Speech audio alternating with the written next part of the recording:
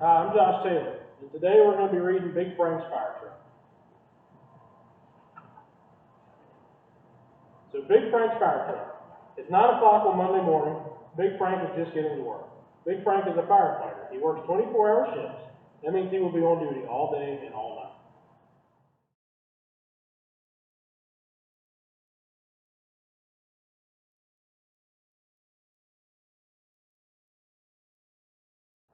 This is the firehouse. This is where Big Frank lives, sleeps, and eats while he is at work. Big Frank checks in and goes over his schedule. At 11 o'clock, he will make a fire inspection at the supermarket. At 2 o'clock, he will visit the elementary school to talk about fire safety. Big Frank has to be prepared for all kinds of emergencies. Who knows what will happen during his shift?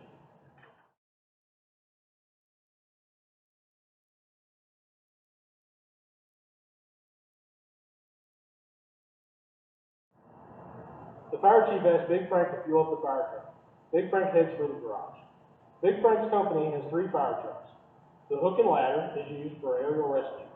The brush breaker has 4-wheel drive and can go where there are no roads. Big Frank drives the pumper engine. The pumper holds water 1,000 gallons.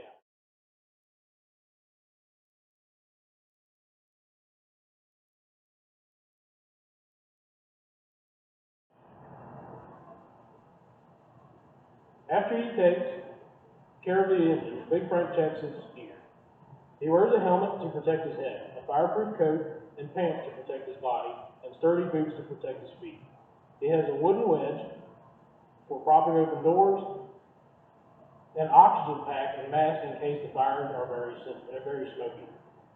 Big Frank hangs his equipment next to the pumper engine. Now he is ready for something or anything. Big Frank sits down with his partner Mike for a cup of coffee. Just then the fire bell rings. At the same time, the lights in the front of the station start flashing, and the computer starts printing. Accident at the intersection of Main Street and Laurel Road. Car on fire.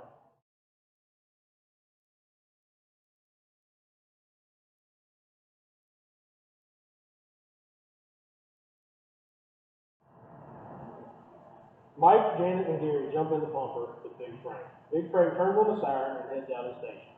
Woo, woo! The fire truck roars down Main Street with the siren going full blast. Cars pull over when they hear the noise, and a policeman waves the big engine right through a red light.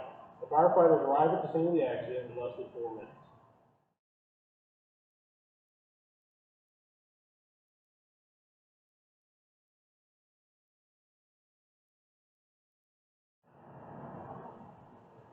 The first thing Frank does is check to see if anyone is hurt. He's glad he has a paramedic in training. One lady has a bad cut on her head. Big Frank bandages the cut, and Mike radios for an ambulance. Meanwhile, Gary and Janet spray the burning car with a special foam made for gasoline fires. The flames go out, and a tow truck comes to haul the wrecked car away.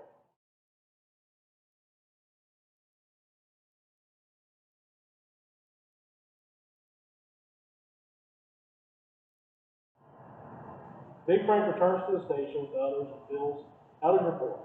He looks at his watch. It's nearly 11 o'clock. He drives over to the cook shop to make his inspection. Big Frank inspects the store sprinkler system to make sure it is working properly. He checks the emergency doors to see if they will open in case of a fire.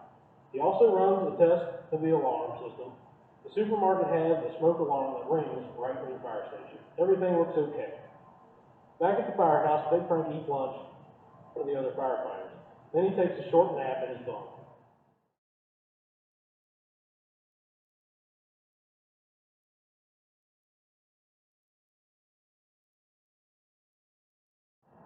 At 2 o'clock, Big Frank and Mike drive the pumper engine over to Niceview Elementary School. Big Frank and Mike talk to the 2nd grade class about fire safety. Mike tells them that smoke detectors are very important. He shows them how to check their smoke detectors at home. Big Frank teaches the class what to do in case of a house fire. He tells them to stay low so they won't breathe too much smoke. Then he shows them how to stop, drop, and roll.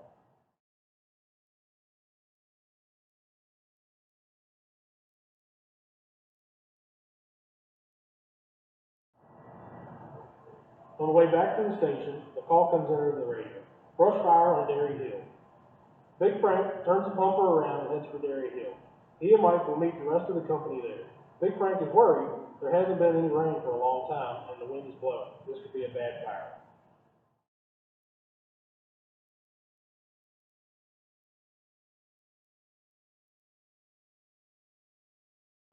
Big Frank and Mike reach the fire a little after 4 o'clock.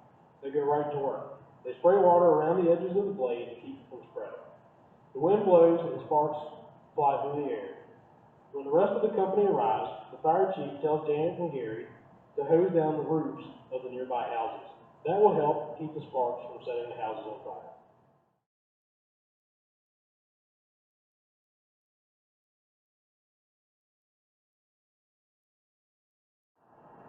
At nightfall, the wind picks up speed. Suddenly, the fire goes out of control and races towards its source. The fire is too big for one company to handle alone. Big Frank radios for help. 2 more companies are on their way.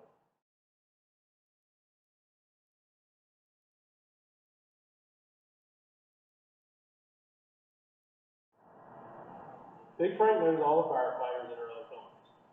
He has worked with them many times. Together, they make a good team. By midnight, they have saved the nearby houses from catching fire. They have headed off the blaze to the north, south, and east, but the fire is still spreading west through the trees. Even the brush breakers can't keep up. Big Frank calls in a squad of special firefighting helicopters. Soon they are whirling overhead.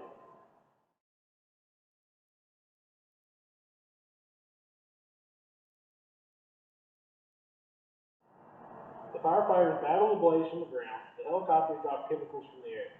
Finally, after 14 hours, the fire begins to die out. The worst is over. Big Frank is tired. No wonder. It is nearly 6 o'clock in the morning. As soon as the next shift of firefighters arrives, Big Frank and his company head back to the firehouse.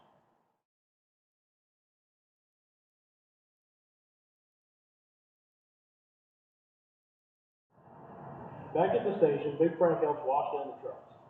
They are sooty from the fire. Big Frank is dirty too. He has ashes all over him, even in his hair. Big Frank jumps in the shower, then he puts on clean clothes and eats a big breakfast.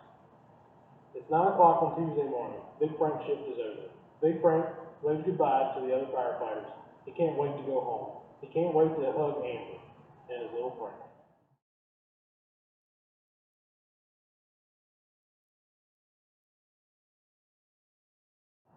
Big Frank will have 2 days off to spend with his family. Then he'll start another shift, fighting fires and helping everyone's family stay safe and safe.